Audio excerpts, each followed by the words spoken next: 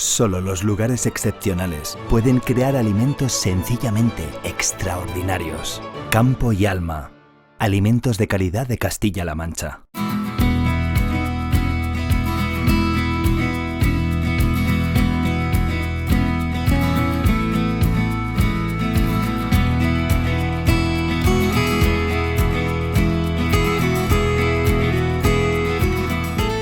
Y gracias por continuar con nosotros en Televisión Ellín en este Abriendo Campos. Continuamos hablando con Antonio Moreno Soriano, el secretario de Agricultura y Agua en la Unión de Pequeños Agricultores.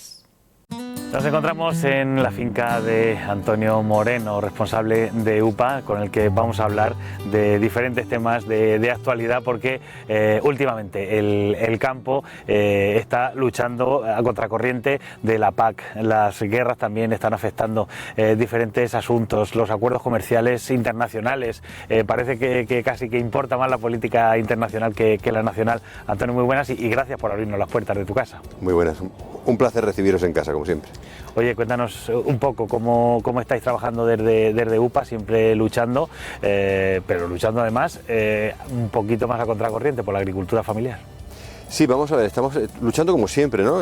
Forma parte de nuestra identidad, nuestra forma de trabajar como Unión de Pequeños Agricultores, como una organización que representa a un tejido de agricultura familiar muy pequeño, con dimensiones muy cercanas, muy vinculadas al territorio, que además cuando viene cualquier tipo de problema siempre sufre más que lo que puede ser la gran explotación o el fondo de capital, ¿no? Porque al final la capacidad de movilidad que tiene un fondo de capital no la tiene el agricultor, que está vinculado a la tierra, que está vinculado al territorio y que al final tiene esos problemas, se le agudizan más, ¿no?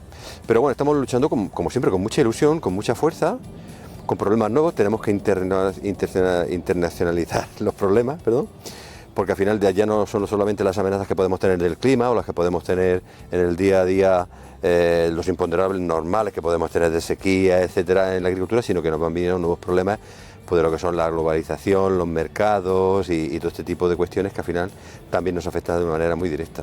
Te decía lo de el modelo de agricultura familiar porque parece que se está agotando. Hay ciertos sectores que quieren que se acabe, que al final sean 4 empresas las que manejen el negocio. Hay quien quiere volver al modelo caciquil del gran empresario, de la gran finca, y que se pierda lo que existe y lo que se produjo desde los años 50, 60 en adelante, y que ha sido realmente una revolución para España como país, ¿no?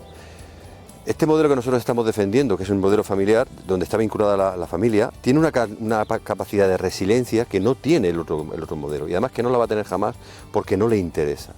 Entonces, claro que hay un interés muy grande por parte de los grandes fondos de capital, por los grandes multinacionales, de que todo este modelo de agricultura familiar vaya desapareciendo, porque ellos lo que quieren al final es acaparar negocios. ¿Qué pasa? Que es un riesgo grandísimo, no solamente para la economía y para los agricultores, que van a ir desapareciendo si no tenemos una buena estrategia de relevo generacional, si no tenemos una buena ley de agricultura familiar que defienda realmente este tipo de agricultura, que posicione esta agricultura como una agricultura que es capaz de mantener el territorio, de vincularlo con una gestión no solamente de producir alimentos, sino también con un carácter medioambiental importantísimo, vinculado al medio ambiente. Si no somos capaces de defender esto, lo que estaremos perdiendo precisamente es la soberanía alimentaria, porque estos fondos de capital no entienden de vinculación con el territorio ni con la sociedad. Y si hoy están produciendo aquí, pero mañana les resulta más fácil o más económico producir en Senegal, pues se van a ir a Senegal. Entonces tenemos que trabajar para que esto no se pierda, y tenemos que trabajar, los agricultores ya estamos trabajando, estamos procurando sacar adelante, pero necesitamos el apoyo de las administraciones y necesitamos que se involucren de una manera mucho más activa. Ese es uno de los grandes frentes que estamos trabajando ahora mismo con el tema del relevo generacional. Oye, hablabas del relevo generacional. ¿Cómo hacemos atractivo el campo para que los jóvenes se interesen, vean que es un negocio real del que pueden vivir, pueden dedicar su vida a esto? Porque ya parece que no quedan los hijos de los agricultores que normalmente cogen el relevo, no quieren dedicarse al campo. Vamos a ver, lo primero que tenemos que hacer es que tenemos que entender que al final un agricultor es un empresario, que tiene familia, que tiene gastos, que tiene un negocio, que tiene una inversión grande y que necesita tener beneficios. No estamos diciendo con esto que tengamos que tener políticas que garanticen los beneficios, pero sí tenemos que tener políticas que equilibren la balanza y que nos den la oportunidad de tener beneficios.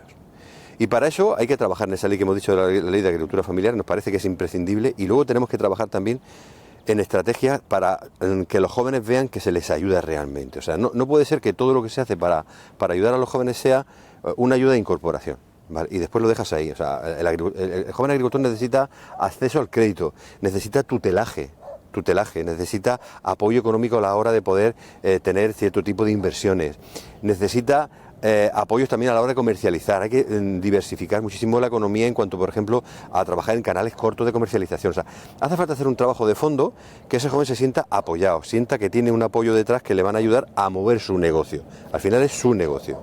Y por supuesto tiene que tener una rentabilidad, y para eso entra el tercer aspecto, que es ley de la cadena alimentaria. O sea, no podemos seguir permitiendo que en este momento, por ejemplo, con esta volatilidad que está habiendo ahora mismo con el tema de la guerra, de la guerra, ya no Ucrania, ya estamos con Ucrania. También, ¿no? Ucrania Ucrania me sigue todavía, es que ya normalizamos el disparate. Tenemos la posibilidad de normalizamos, ¿no? No, la guerra que tenemos ahora mismo con Irán y Egipto y Estados Unidos, que nos han metido en un embolado que es incomprensible, porque ahora mismo hay una subida de precios en cierto tipo de productos, mientras que con productos que ya estaban recolectados, que estaban confeccionados, que estaban en almacén, que realmente no han costado más al que los va a vender, sin embargo ya están repercutiendo en los precios más altos al consumidor, mientras que el productor no recibe eso.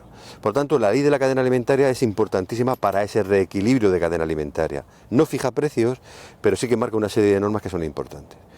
Y hay que aplicarla, como toda ley hay que aplicarla. Por tanto, hay que trabajar en un compendio de cuestiones que tienen que ir en esa línea para decir, oye, el joven cuando esté decidido a venirse aquí, que sepa que puede vivir de esto, que puede vivir de forma digna. Oye, la ley de la cadena alimentaria, muchos agricultores se quejan de que no se cumple, de que venden a pérdidas, y las instituciones reprochan a los agricultores que si no se cumple, ¿por qué no denuncian? Y tienen toda la razón. O sea, vamos a ver, tenemos un problema grave. Por eso estamos pidiendo, dentro de la aplicación de la ley de la cadena alimentaria, hay convenios entre lo que es la ICA, la Agencia de Control de la Cadena Alimentaria, y lo que es las propias comunidades autónomas. ¿Para qué? Para que implementen también servicios de control de la ley de la cadena alimentaria. ¿Por qué? Hay que entender que el agricultor al final tiene un proveedor al cual le vende, y como se ponga un poco chulillo y lo denuncie, pues no le va a comprar el producto. Entonces tiene una debilidad a la hora de denunciar. ¿Qué es lo que ha aparecido en la última reforma de la ley de la cadena alimentaria? Que eso tienen que saber los agricultores, que no tienen que denunciar ellos, que se pueden dirigir a UPA, y desde UPA podemos gestionar la denuncia contra ese comprador que no está haciendo las cosas bien hechas. Y segundo, necesitamos que las propias comunidades autónomas lleven a cabo controles in situ en las empresas, controlando realmente si existen contratos, si se cumplen los 30 días, si se están haciendo los pagos correctamente, si aparece como mínimo los costes de producción. ¿Por qué? Porque esa presión de controles que tiene que haber en todo momento sobre la cadena, sobre los elementos de la cadena, es la que va a hacer que se cumpla la ley. Si solamente tiene que ser con la denuncia del agricultor, va a ser muy complicada, porque es el eslabón más débil de esa cadena. Por tanto, instar por supuesto a los agricultores que cuando tengan ese problema que denuncien, y además que tienen ahí a UPA para que no van a tener ningún problema, tienen los compañeros de IN que les van a atender con todo el cariño del mundo, y van a coger y van a gestionar su denuncia a través de UPA Castilla-La Mancha. Y segundo, hay que exigir a los gobiernos regionales, en este caso no sé cómo estará el tema ahora mismo en Castilla-La Mancha a este respecto, realmente no estoy muy informado, pero que pongan mecanismos de control para controlar que realmente se está llevando a cabo la gestión de los contratos y en todas las condiciones que establece la ley.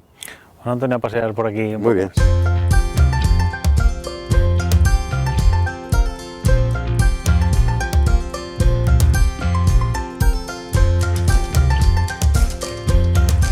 Y cuéntanos, tu caso, por ejemplo, donde nos encontramos, veo que tienes una plantación de frutales. Sí, esta es una plantación de frutales tempranos, una recolección aproximadamente para el 10 de mayo, empezamos a recolectar nectarina, y con uno de los mejores mecanismos que puede haber, que es un mecanismo costoso, pero que realmente a nosotros nos está funcionando muy bien, que es la cobertura de malla antigranizo. La tenemos como cobertura de malla antigranizo, también tenemos ese sistema de fardones que le llamamos en la misma instalación, porque la nectarina, que es un producto realmente genial, yo me manejo muy bien, hay gente que no quiere nectarina, yo me manejo muy bien con la nectarina, tiene un problema, y es que cuando está como ahora mismo pequeñita, cuando viene mucho viento, el propio roce de la hoja le produce heridas. Esa herida es una cicatriz que se hace grande cuando crece el fruto. Entonces el tener fardones en la propia malla antigranizo lo que hace es frenar la entrada del viento fuerte y favorecer que la vegetación y que ese roce no se produzca. Por lo tanto, mejoran mucho la calidad del producto y tienen menos destríos, ¿no? Entonces yo creo que fue uno de los grandes aciertos que tuvimos cuando hicimos la instalación. Es costosa, es muy costosa, sí. Pero bueno, al final tienes que ir haciendo un poco el balance de cuáles son los beneficios que te puede aportar y cuáles son los costes que tienes, ¿no? Y bueno, aquí estamos encantados, una producción familiar que llevamos con mi socia y que forma parte de nuestra vida hace ya un montón de años y que intentamos mantener y sacar adelante. Oye, te lo decía porque al final parece que los frutales van perdiendo peso, la importancia que tenían en esta zona, en los campos de Llín y también en la zona donde nos encontramos, pero va ganando el olivar, va ganando también los frutos secos, la almendra, el pistacho, en detrimento del frutal, aunque también de la vid. Tenemos un cambio totalmente de esquema a la hora de trabajar en toda esta zona. En las zonas que estamos hablando ahora mismo no hemos sido capaces de crecer porque no tenemos tampoco el recurso hídrico, por lo tanto esta finca se está llevando con un riego deficitario por la dotación que tenemos de agua y esta la estamos llevando con unos 3.500 metros cúbicos por hectárea de año, no hay más. Entonces procuramos administrar mucho el agua, incluso si os dais cuenta vamos bajando la altura de los árboles para poder realmente acompasar la masa vegetativa que tienes con el recurso que tienes, ¿no? En Murcia realmente no se ha crecido en frutales, pero sí que seguimos manteniendo más o menos el nivel. Hemos bajado por la verdad un poco, desde el 17 para acá, yo creo que hemos podido bajar alrededor de 1.000 y pico hectáreas que hemos bajado. En la zona de Llín, que además es una zona donde se está perdiendo albaricoque, por desgracia, porque estábamos con un albaricoque que era un albaricoque de industria, que era muy añero, que era muy complicado y además la industria no está pagando tampoco lo que tiene que pagar y ya nos estamos yendo se está perdiendo una parte, se está yendo efectivamente a olivo, muchas veces en intensivo, o olivo normal, o se está yendo a almendro, incluso en las zonas más elevadas a pistacho, donde hace más frío, se está yendo pistacho, y luego en otras zonas, por ejemplo, por toda la zona de Montealegre y tal, ahí está habiendo una serie de plantaciones de fincas de gente de Castilla-La Mancha y algunos de la propia región de Murcia, que lo que hace es que se desplazan para arriba para tener una fruta un poquito más tardía, porque al final cuando empieza a apretar muchísimo el calor ya en Murcia, pues tienes que buscar unos espacios un poquito más fríos para tener una fruta de buena calidad. El melocotón amarillo quiere tener calor, pero no quiere tampoco tener muchísimo calor, al final se estropea, ¿no? Y está habiendo un poco un traslado. La realidad productiva que tenemos en este momento a nivel del país es que Castilla-La Mancha más o menos, aunque ha cambiado superficie una por otra, se mantiene más o menos, se ha perdido el albaricoque y se ha plantado otro tipo de superficies, otro tipo de cultivos en superficie. La región de Murcia ha bajado un poco por tendencia, porque además este tipo de cultivos tienen muchos costes de producción y por lo tanto cuesta mucho sacarlo adelante.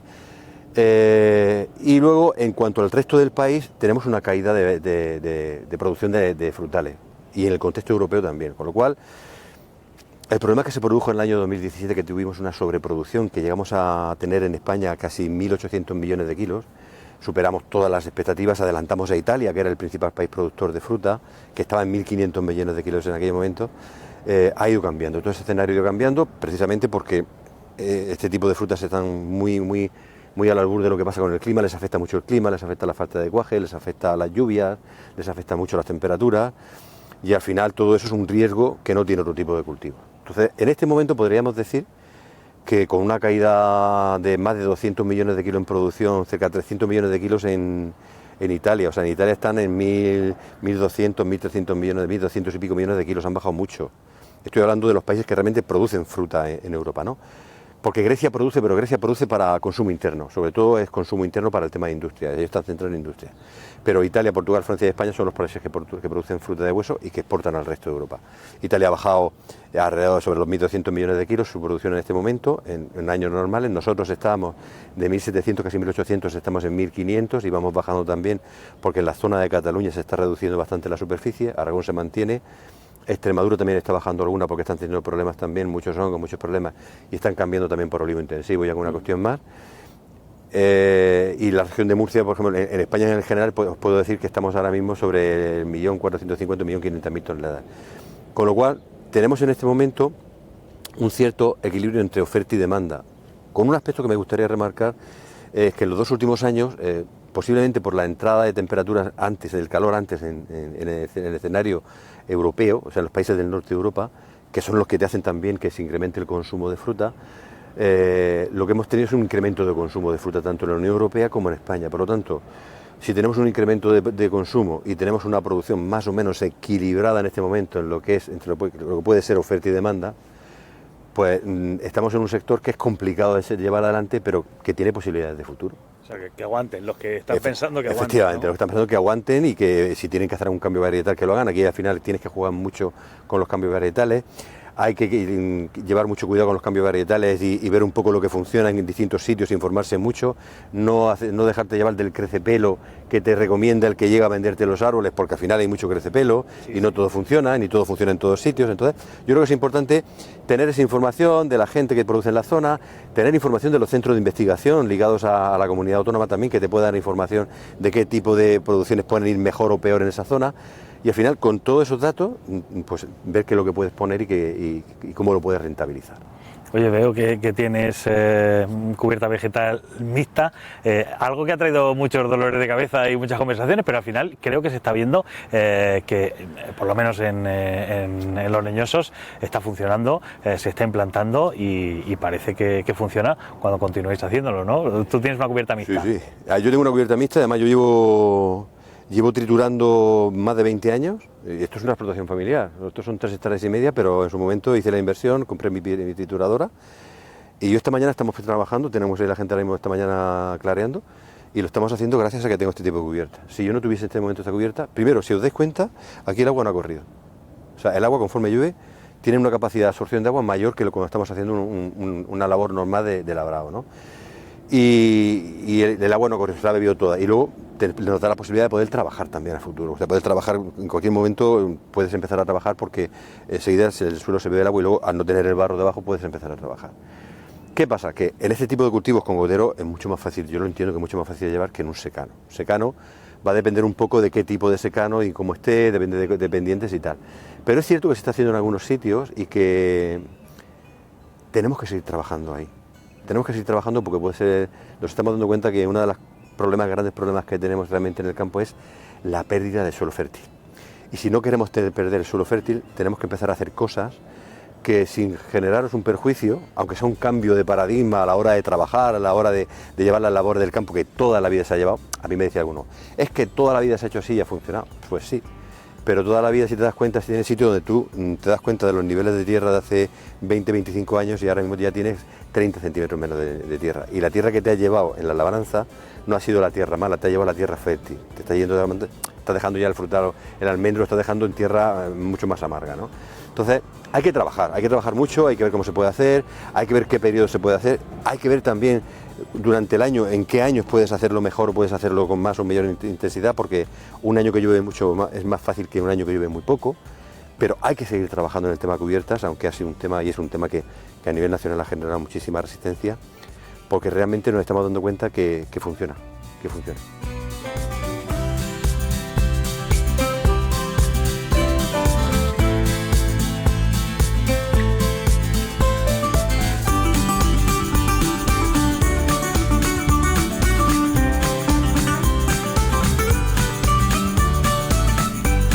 Oye, Antonio, vemos que estáis trabajando. Háblanos un poco de también la mano de obra especializada. Ya no solo es el relevo generacional, sino que parece que cuesta a los empresarios encontrar mano de obra especializada, ¿no? Cuesta obtener mano de obra especializada, es muy complicado ni siquiera tenerla, ¿no? Pero mano de obra cuesta muchísimo. Vamos a ver, el otro día leíamos un informe, o sea, asistimos a la presentación de un informe que se hacía por parte del CES a nivel nacional, que la verdad es que está muy bien logrado, hablando un poco de la inmigración, de lo que está ocurriendo, y entonces lo que decía ese informe era que realmente la necesidad que tenemos de la mano de obra, y sobre todo cómo el hecho de tener una mano de obra que ha sido capaz de ocupar esos espacios de trabajo que los españoles cubrían anteriormente, ha hecho que los españoles eleven sus expectativas y entonces normalmente el autóctono está cubriendo puestos de mayor responsabilidad. ¿Qué ocurre? O de mayor valor añadido. ¿Qué ocurre? Que lo que son los trabajos de diario, tanto puede ser campo, puede ser hostelería, puede ser cualquier otro tipo de sectores, se cuesta muchísimo encontrar mano de obra que no sea inmigrante. Pero es la mano de obra que tenemos en este momento, incluso siendo inmigrante cuesta muchas veces obtenerla. Y luego tenemos un problema de falta de preparación. Nosotros somos de los que hemos dicho por activa o por pasiva desde que salió el anuncio de la regularización de los 500.000 que está hablando, de que es algo necesario. O sea, no tiene ningún sentido que tengamos personas en este país que están con un sistema de acogida, en este caso por cualquier tipo, que están haciendo uso de los servicios sociales porque son seres humanos y según nuestra Constitución tenemos que hacerlo y es algo normal y humano que se haga, y que no se les dé la oportunidad de poder trabajar, porque además luego son muchas veces carne de cañón para la economía sumergida. Entonces la mejor manera es que tengan sus papeles, que puedan trabajar. No es cierto, discutimos, no es cierto que exista un efecto llamada con el inmigrante, con los papeles. Lo que tiene el efecto llamada es el puesto de trabajo, el salario, eso es lo que tiene el efecto llamada. Y os pongo un ejemplo, estamos en el término municipal de Cieza. Aquí cuando empieza la temporada como ahora mismo el clareo, aquí esto realmente se pone lleno de gente, lleno de gente. ¿Por qué? Porque la gente viene y trabaja, tiene oportunidad de venirse, trabajar, echa su temporada. Hay gente que va viniendo ya año tras año, viene a buscar a sus jefes y tal, y viene a trabajar. Cuando termina la campaña de fruta, aquí quedan solamente aquellos inmigrantes que tienen puestos ya, que están trabajando en la finca y que trabajan todo el año. El resto no se quedan. Si hubiese realmente un efecto de llamada, se quedarían por aquí deambulando. No, usted, lo que tiene efecto de llamada es el salario. Por tanto, la inmigración tiene que estar regulada. Es lo mejor que podemos tener para todos. ¿Por qué? Porque además la persona que está regulada se le puede dar de alta y va a aportar a las arcas de las sociedades, va a aportar IRPF y va a contribuir al mantenimiento del sistema del cual está también viviendo o está cogiendo servicio. Y segundo, es una oportunidad de mano de obra para los propios empresarios y al mismo tiempo también es una forma de acabar con la economía sumergida o de alguna manera darle pocas opciones a la economía sumergida.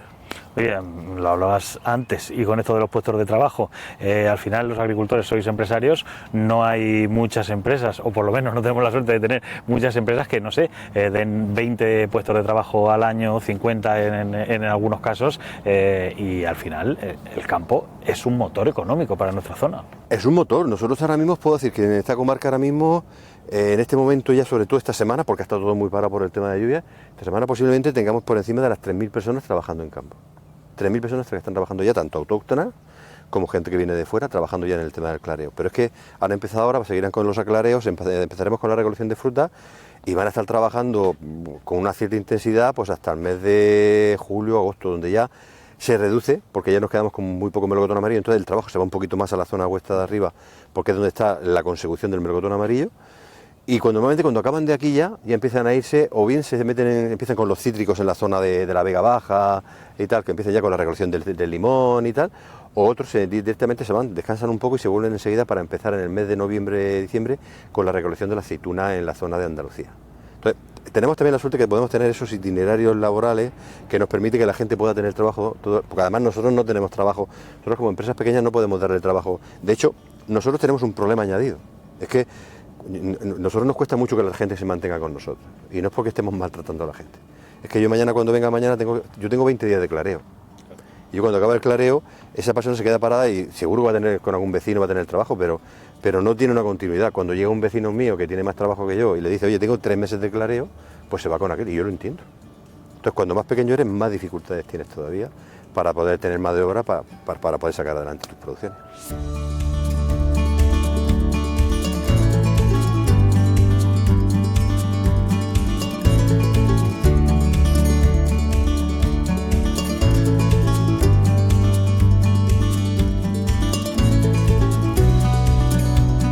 Oye, y fundamental el agua, estamos en una zona por desgracia bastante seca, pero creo que nos vienen malas noticias. La Directiva Marco del Agua, la nueva planificación hidrológica, tanto Murcia como Castilla-La Mancha han pedido una moratoria para la Directiva Marco del Agua. ¿Qué crees que podría suponer para nuestros municipios? Si no tenemos la moratoria tenemos un problema. Tenemos un problema grave. ¿Por qué? Porque nosotros llevamos ya en los últimos ciclos de planificación, llevamos ya, pues yo son 3 con que estamos participando también de manera muy activa. Llevamos 3 ciclos en los cuales ya hemos dicho que teníamos un problema con la aplicación de la Directiva Marco del Agua, pues es una realidad que teníamos ahí. Y que había que hacer algo. Y de hecho nos daba mucha rabia cuando veíamos que en planificación se consideraban aquellos déficits que se podían generar, por ejemplo, con la caída o no caída del trasvase o el propio déficit hídrico que tú puedes tener en la cuenca, pero nunca se hablaba de la Directiva Marco del Agua y del déficit que se creaba realmente si tú dejabas de extraer el agua que estás extrayendo del subsuelo, ¿no? Ahora todo el mundo habla de las aguas subterráneas, ahora nos hemos acordado de las aguas subterráneas, por desgracia lo llevamos diciendo mucho tiempo y no es un consuelo para nosotros, ¿no? Porque al final yo creo que es un fracaso de la política hídrica de este país de los últimos 20 años. No hemos sido capaces de hacer ver de que cualquier paso que tengamos que dar al frente para este tipo de cuestiones tiene que estar siempre respaldado de soluciones. O sea, lo que no puede ser es que los agricultores, sean de Murcia, sean de Castilla-La Mancha, sean donde sean, estén pagando muchas veces las guerrillas políticas, las confrontaciones territoriales, que no tienen ningún sentido, con un bien que además es un bien de Estado, es un bien estatal, no es un bien que pertenezca a nadie, pertenece al Estado por Constitución, y que no se han dado las soluciones. ¿Qué nos encontramos ahora mismo? Pues que hay que aplicar la Directiva Marco del Agua, que la Directiva Marco del Agua, tal y como decía en su momento, desde el momento en el cual tenía que entrar en funcionamiento, tenía 2 prórrogas máximo, que eran 2 ciclos de planificación. Eso se ha cumplido y en el 27 se cumple. Pero ¿qué se tenía que haber hecho? Se tenía que haber aplicado medidas correctoras para tratar de suplir esos recursos hídricos que tú no ibas a tener del suelo, suplirlos de algún sitio. Esa labor no se ha llevado a cabo, esas inversiones no se han hecho. Como no se han hecho, tenemos un problema. La siguiente solución es decir, por ejemplo, esta es una comunidad de regantes que bebe de su suelo, del acuífero de Ascoy Palmo. ¿La solución cuál es? Dejar de sacar los datos que teníamos de recuperación de este acuífero, me parece que estaba en torno a una recuperación por debajo del 80%. Si estamos diciendo que estamos trabajando con un riego deficitario, que vamos ya al límite, que no tenemos más posibilidades, que estamos limitando, por ejemplo, cuando en este tipo de zonas alguien se quiere instalar para lechuga, se le dice que no tiene más agua de la que tiene un frutal, y si no se le permite hacer ciclos, se le hace los 2 ciclos cortos y no puede hacer ningún ciclo más, no se le permite, porque se le dice, oye, es que el agua hay que repartirla para todos los comuneros. Si a eso le aplicas una caída del 70 al 80%, ¿qué hacemos? Arrancamos el 70-80%, o sea, perdemos el 70-80% de la economía que tenemos consolidada, con cooperativas, con nuestros mercados. Es un disparate. ¿Qué opción tenemos en este momento? Pues con la presión que se le está metiendo a la Confederación y al Ministerio también y a las distintas administraciones que tienen responsabilidades, tratar de gestionar esa prórroga. Y yo creo que va a salir, yo sinceramente creo que la prórroga va a salir, porque tal y como hemos leído la normativa europea, el reglamento europeo que regula todo esto, hay espacio legal para poder solicitarla y argumentar el por qué no se hace. Pero yo estoy convencido que va a ser la última prórroga que se nos va a dar. No va a haber más prórrogas, porque al final tú puedes argumentar una vez que no has hecho lo que tenías que hacer o que has tenido un problema y que esto genera un problema social, pero tienes que hacer cosas. ¿Cuál es la preocupación que tenemos realmente de UPA? Pues fíjate, no nos preocupa tanto el que se aplique la prórroga porque creemos que se va a aplicar, sino nos preocupa el que realmente se vayan a llevar a cabo las inversiones y las medidas correctoras que se tengan que llevar a cabo para suplir ese recurso y que luego mañana no haya una caída de la economía de toda la zona de la cuenca. Eso es lo que nos preocupa. Realmente va a haber un compromiso de decir, vamos a hacer aquellas inversiones que tengamos que hacer en desalación, en rehabilitación, lo que tengamos que hacer, en todo, porque al final tenemos que hablar de todo tipo de aguas para realmente paliar el problema que nos va a generar la Directiva Marco del Agua, recuperar o meter en recuperación esos acuíferos, que al final son para futuro siempre bueno para nosotros, y poder seguir con la actividad. Esa es la gran pregunta. Claro, pero ¿cómo se recorta el agua en una zona donde vivimos de rigor de supervivencia para los cultivos autóctonos? Nosotros estamos en la cabecera de la cuenca de Segura, que supone un 30% de la cuenca, aunque dispongamos solo del 10% del agua. ¿Cómo recortamos, cómo lo hacemos para hacer los deberes para que luego al final se pueda aplicar la Directiva Marco del Agua, claro, que al fin y al cabo, si no cambia todo, se va a aplicar, ¿no? Sí, yo creo que sí, yo creo que se va a aplicar. Tarde o temprano se va a aplicar porque al final es una directiva que es exigencia europea y cuando uno está en Europa uno tiene una serie de derechos y una serie de obligaciones. Recibimos beneficios, tenemos un montón de dinero, entonces, por ejemplo, cuando tú no cumples este tipo de cuestiones, lo primero que te dice Europa es te voy a recortar todos los fondos que te estoy dando, con lo cual fíjate si tienes presión. Entonces, ¿qué solución tiene la cabecera? Porque esta zona de aquí, por ejemplo, tendría la misma solución que puede tener la zona de allí y la zona del resto. Pues es muy sencillo, si mañana hay que comprar agua desalada y tenemos que utilizar agua desalada, la tendremos que utilizar. No vamos a utilizar el agua desalada, aquí es un disparate, o sea, el agua desalada lo que hay previsto ahora mismo es que pueda llegar hasta la zona de Blanca, la Cruz de Jos, que es donde creemos que puede llegar más o menos de forma más o menos bien. Ahí puede distribuirla por todo lo que son los canales por trasvase que pueden llegar a todas las comunidades regantes, tanto las que son del trasvase como las que no son del trasvase. De ahí para arriba, ¿qué tenemos que hacer? Compensar. Las aguas que bajan de arriba, que bajan para abajo, para algunas comunidades de abajo, habrá que cederles a ellos el agua desalada que tú vas a pagar y tú quedarte con el agua que baja por arriba y utilizarla con los canales que tienes, porque el otro sería un disparate. Esa es la fórmula que tenemos que utilizar, la compensación. Y luego ver qué más recursos se pueden utilizar. O sea, nosotros no somos ni trasvasistas ni antitrasvasistas. Somos de los que decimos que tiene que haber una política nacional del agua que sea justa y equilibrada. Y que el agua se tiene que mover de donde sobra a donde falta. Punto. Pero además, sea desalada, o sea depurada, o sea reutilizada, o sea la que sea. otras basadas, nos da lo mismo. O sea, el agua es un bien del Estado.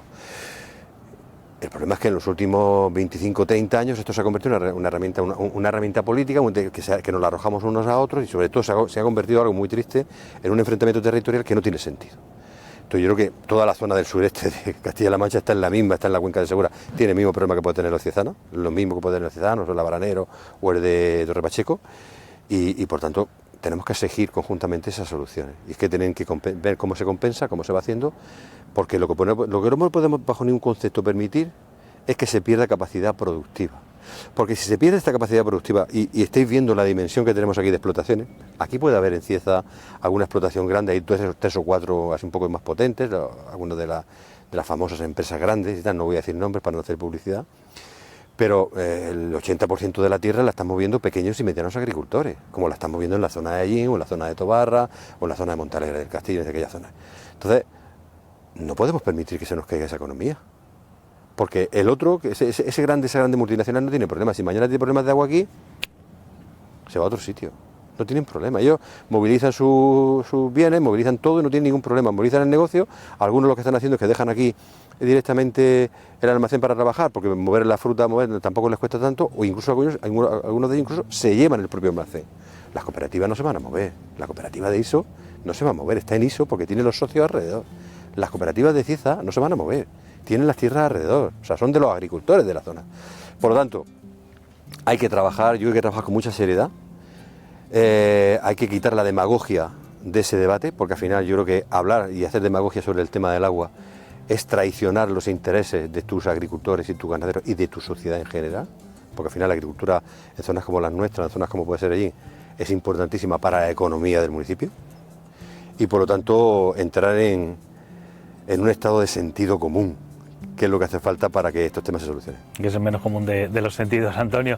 Se quejan las comunidades de regantes, la SAT, de que los medidores en los acuíferos no están puestos en el lugar más indicado, ya que de la salud de los acuíferos y de las aguas en general va a depender que la directiva marco del agua tome unas determinaciones, haga unos recortes o no los haga. ¿Quién tiene que hacer la inversión? ¿Las tiene que hacer las comunidades autónomas? ¿Las tiene que hacer las propias comunidades regantes? ¿La tiene que hacer la Confederación Hidrográfica?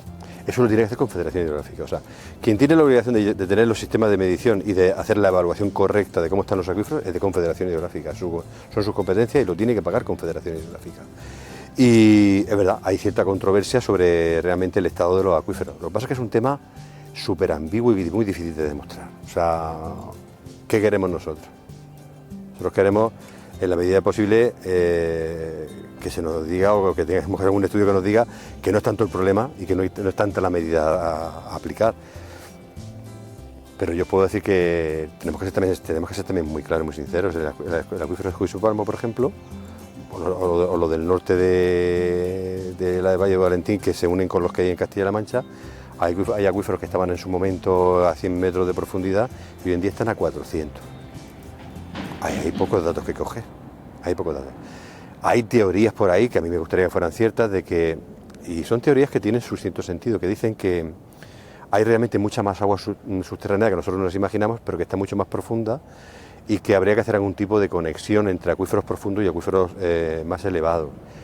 Y todo esto se basa en una teoría que es muy real, que dice que al final cuando tú haces el estudio del agua que tú tienes en la cuenca, tienes que hacerlo mediante las aportaciones que tienen y luego tienes que ver qué agua tiene realmente superficial, qué evapotranspiración tiene, o sea, qué se está evaporando realmente, es que es un palabra un tanto raro, qué evaporación tiene realmente, por decirlo claro, qué evaporación tiene realmente del recurso, tanto en superficie como lo que puedes tener en el suelo, y con ese cálculo, pluviometría, tanto por los ríos, tanto evaporación, ¿qué me queda realmente? Al final tiene que dar un balance neto, tiene que ser lo mismo que lo que has aportado en lluvia, ¿no? Y a veces esas cifras no cuadran. Entonces hay teorías que dicen que hay acuíferos subterráneos que están profundos, que esa agua es muy buena. Se habla, por ejemplo, que el sinclinar de Calasparra es uno de esos surgentes de un acuífero mucho más profundo, que puede ser cierto, pero es que no se trabaja en esa teoría. Y también hay otras teorías que dicen que cuando empiezas a perforar para abajo, incrementas temperatura, incrementas iones y incrementas también salinidad.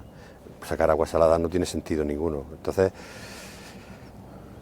Yo creo que hay elementos ya para poder tener más o menos los datos. Hay que seguir trabajando y por supuesto donde hayan dudas realmente en que se está aplicando de forma correcta, no hay que exigir que Confederación aporte los datos reales y si hay que incrementar.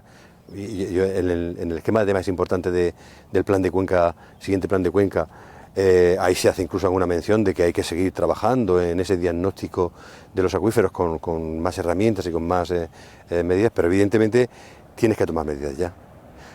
Y luego hay que tener en cuenta una cosa, la Directiva Marco del Agua te dice que tienes que tomar medidas, pero no te dice que tienen que ser taxativas fijas y en el tiempo dejarlas ahí. Por lo tanto, imaginaros que mañana tenemos que empezar a tomar medidas para no perder eso y luego cuando con el tiempo ves que aquello ha cambiado, que realmente lo he estudiado otras cosas, tú puedes cambiar las medidas. Igual que mañana se hace la Junta de Gobierno de Confederación y te dice, oye, estamos en situación de sequía o prealerta o alerta y tenemos que dejar de gastar más agua o podemos seguir gastando más o menos normal. O sea, ese mecanismo se puede mover también en base a elementos realmente con datos fehacientes que demuestren realmente que ha cambiado la situación real de los acuíferos, ¿no? Tendría que ser más específicas. Correcto. Cada acuífero o cada claro, toma de agua. hay que delimitar muy bien los acuíferos, hay que delimitar realmente las masas de agua. El problema es que tenemos por un lado tenemos el concepto de acuífero, por otro lado tenemos el concepto de masas de agua y es un tema que requiere mucho trabajo todavía. Hay trabajos hechos ahí que no se han tomado en cuenta, que yo creo que sería muy importante, de cuando estaba el famoso Instituto de Minas y tal a nivel nacional, que hay bastante, aquello era minas y no sé qué, no era. Dependía del Ministerio de... Además, aquello me parece que pertenecía al Ministerio de Obras Públicas. Entonces, aquí hay una serie de estudios que son bastante interesantes, ¿no? Hay que seguir trabajando en eso. Pero no podemos ver la realidad. Pero evidentemente, ante una realidad y ante un problema, una solución. La solución no puede ser dejamos de producir, recortamos economía. Es un disparate. Al final, si no, nuestros pueblos se mueren y el agua sí que calienta más que el vino. Exactamente.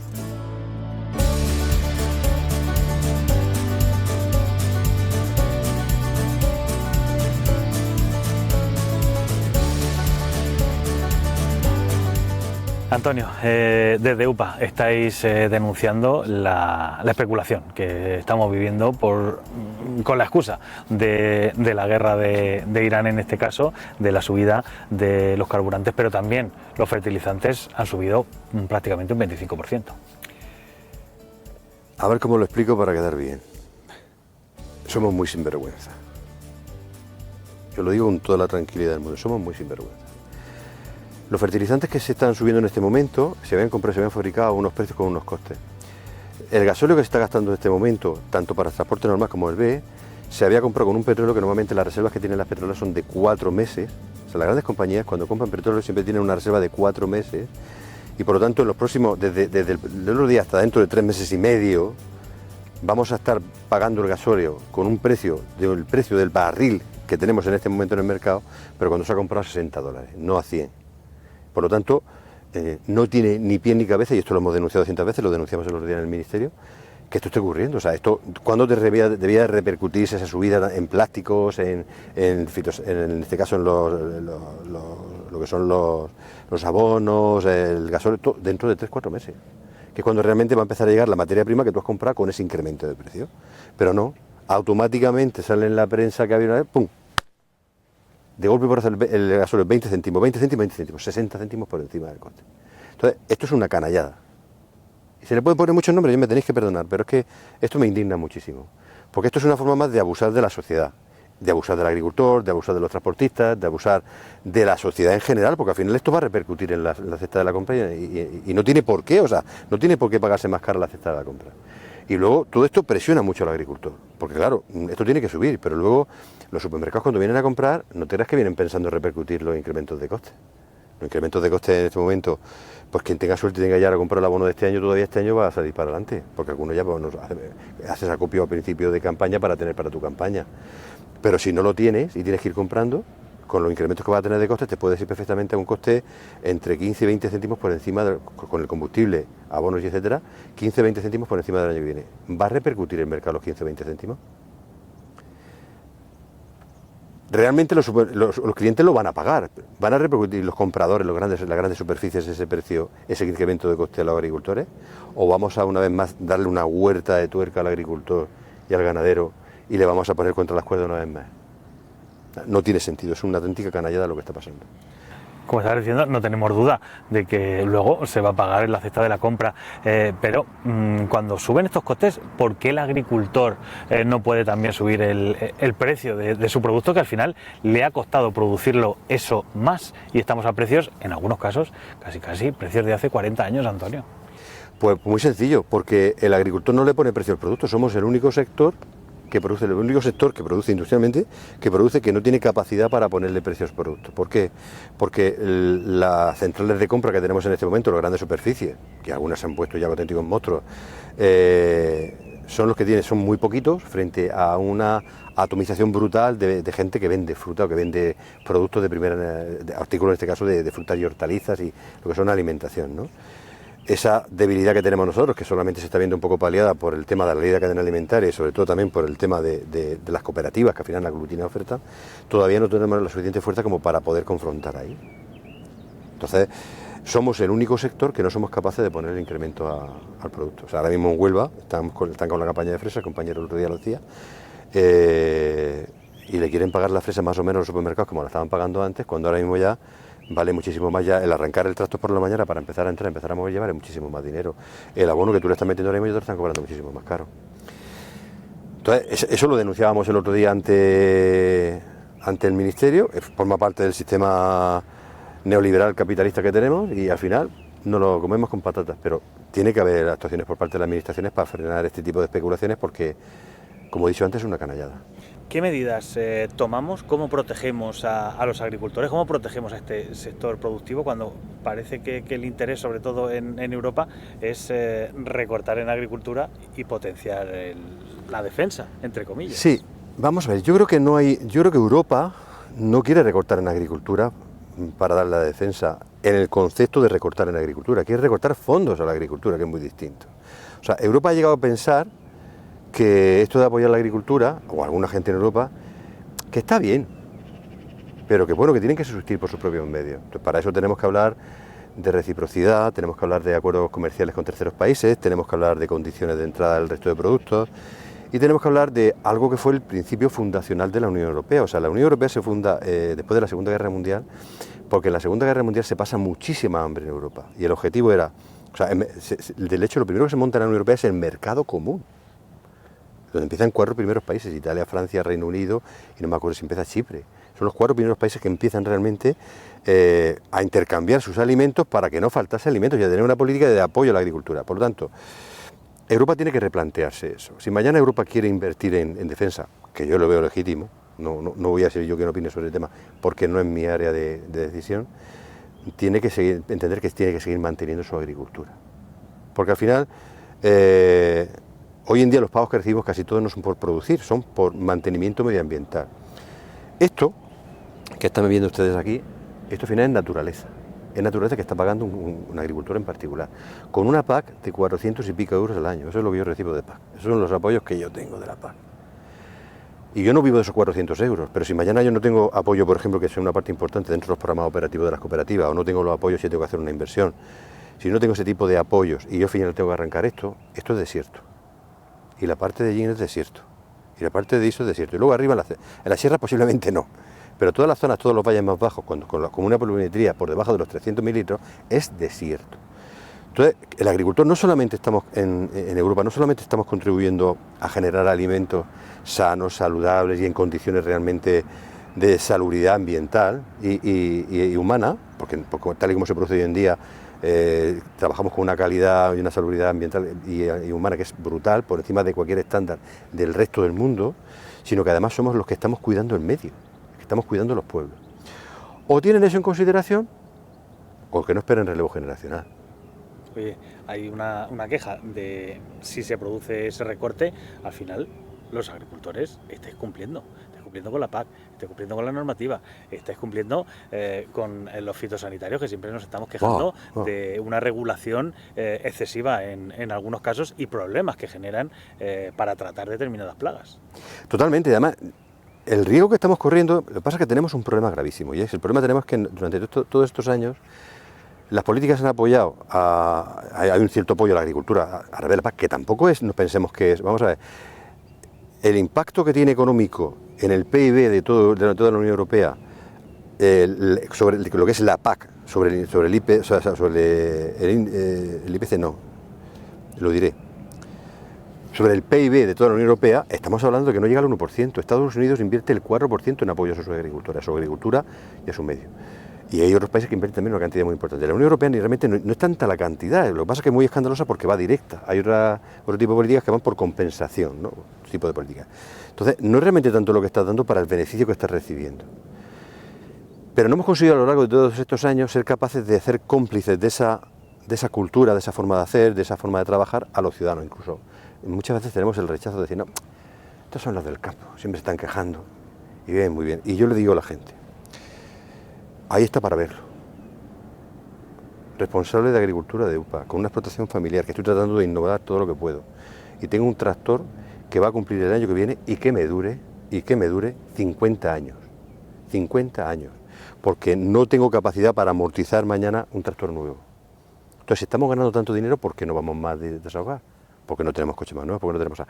Es un mito que hay en la calle que realmente los agricultores parece que estamos tan... No. Hay gente que está viviendo de la agricultura, pero al agricultor le cuesta mucho, al ganadero le cuesta mucho. Entonces, o se dan cuenta de eso, o tenemos esa complicidad de los ciudadanos también, que son los que tienen que exigir que los productos vengan de Europa, al principio, el principio de preferencia, ese principio que yo envidio de Francia, que ellos primero lo suyo. O sea, Francia ha bajado su producción de fruta de hueso de 400 millones de kilos a 200 y pico millones de kilos, no produce más.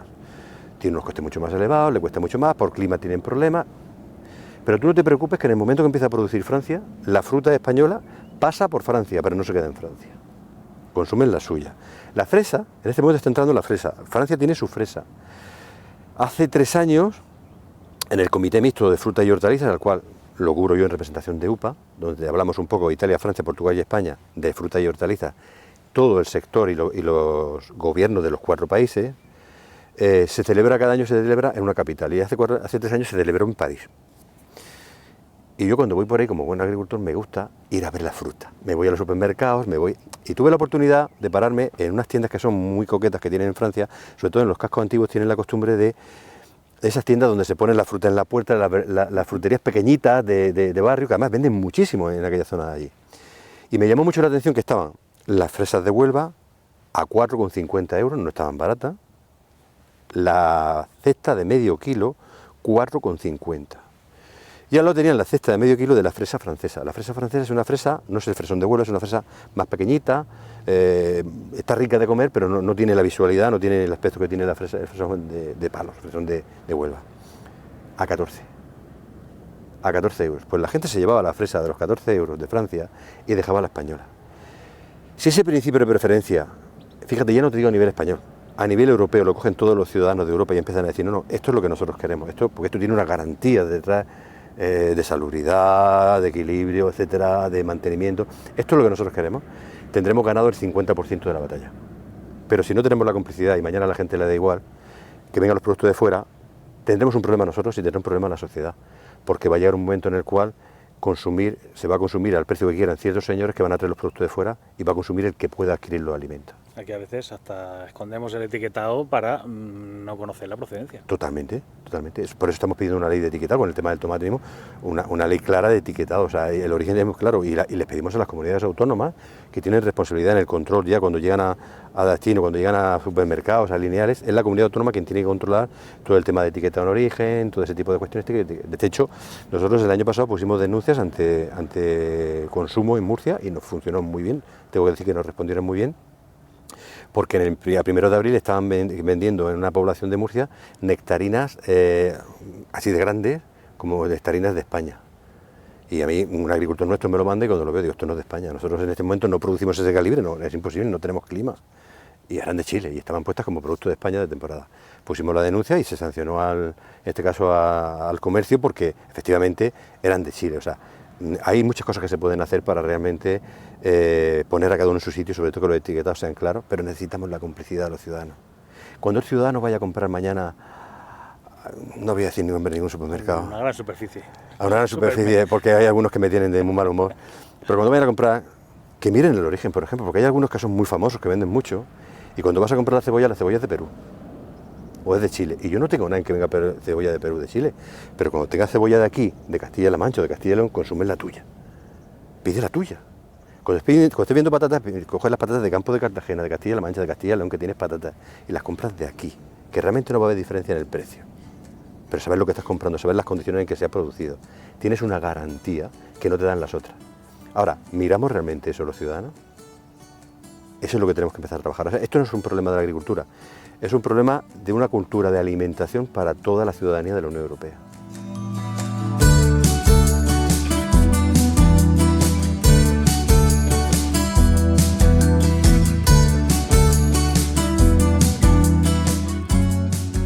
Antonio, gracias por habernos abierto las puertas de tu casa, pero te quería hacer un par de preguntas. Hablábamos de al final la salud alimentaria, que al final yo creo que todo va de esto.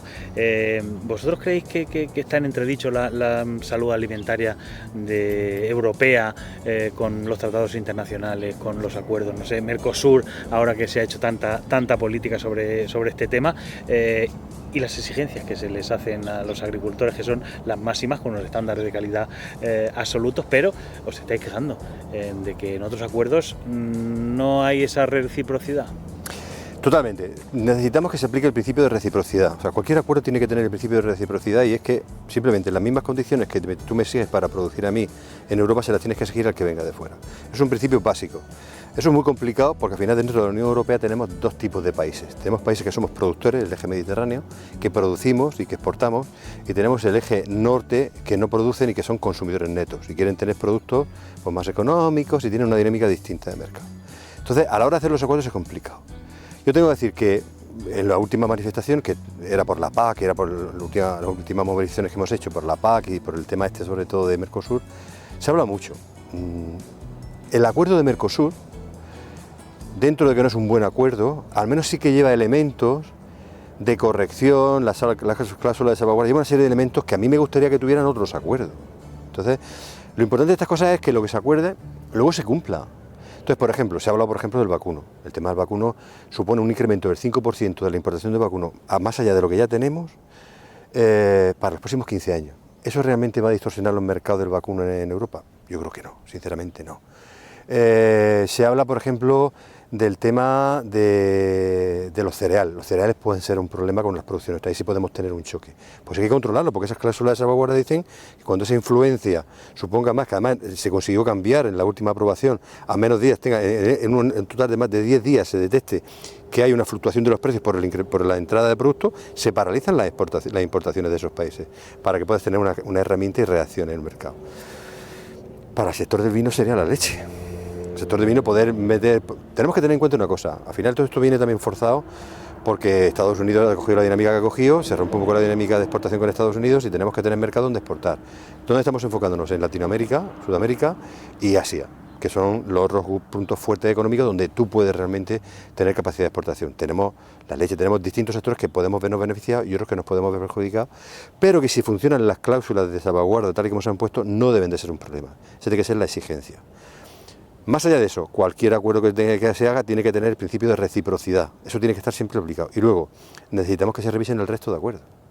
Porque el acuerdo con Marruecos ahora mismo es un acuerdo que es leonino, donde realmente a última hora había una sentencia del tribunal, había dos sentencias del Tribunal Superior de Justicia de la Unión Europea que decía, por ejemplo, que Marruecos no puede producir en los terrenos del Sáhara porque no está reconocido por la ONU el Sáhara como territorio marroquí, y por tanto que en el etiquetado no podía poner, y al final las sentencias dicen lo que dicen, las sentencias instan a la Comisión Europea, y la Comisión Europea, que al final es un lobby de poder, sortea con una historia rara y sortea las sentencias y ponen en funcionamiento el acuerdo de nuevo con cuatro chorradas, perdóname la expresión que han puesto, que al final no van a solucionar el problema y no tenemos control sobre eso. Entonces yo, por ejemplo, las condiciones del acuerdo de Mercosur lo quiero para el acuerdo de Marruecos, con cupos, con cantidades, con esa cláusula de salvaguarda, porque el acuerdo de Marruecos se ha cargado el sector del tomate de España.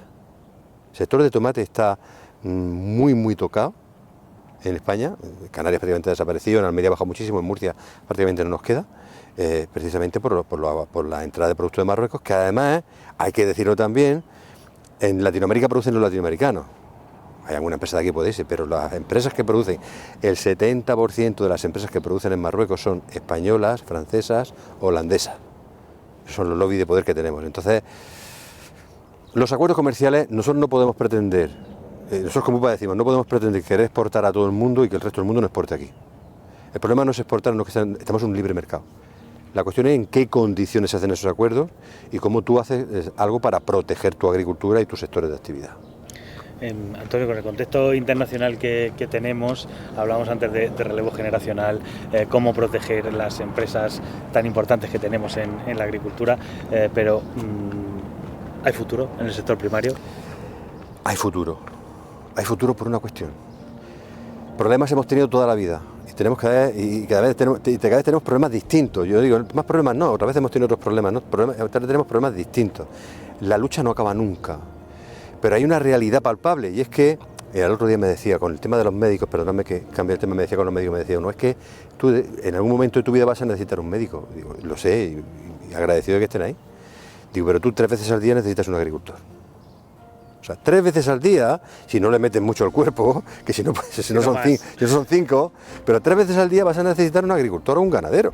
Entonces, vamos a ver, para que exista negocio, se dan dentro de las grandes máximas de economía, y yo no soy economista, soy agricultor, pero que me gusta leer todo ese tipo de cuestiones y hay 2 máximas que son, una, tienes que tener un buen producto y tienes que tener a alguien que consuma ese producto, y eso lo tenemos.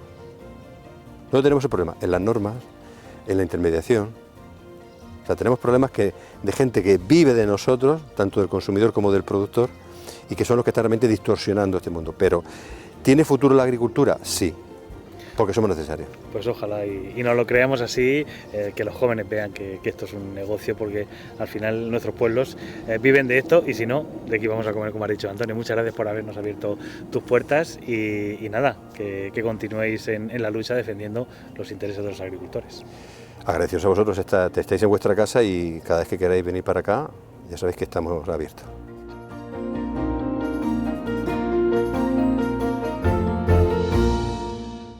Y así llegamos al final de esta edición de Abriendo Campos. Hoy hemos visto cómo nuestros agricultores y ganaderos se enfrentan a retos difíciles, pero a pesar de todo, el campo sigue luchando, sigue trabajando y sobre todo sigue alimentándonos. Historias de esfuerzo, tradición y compromiso con nuestra tierra que nos recuerdan la importancia de cuidar el valor que tenemos en nuestro campo. Gracias por acompañarnos una semana más y no olviden que aquí en Televisión Ellín seguiremos abriendo ventanas al corazón de nuestra tierra, contándoles sus historias y sus desafíos que se enfrentan cada día. Nos vemos en la próxima edición de Abriendo Campos y hasta entonces sean felices.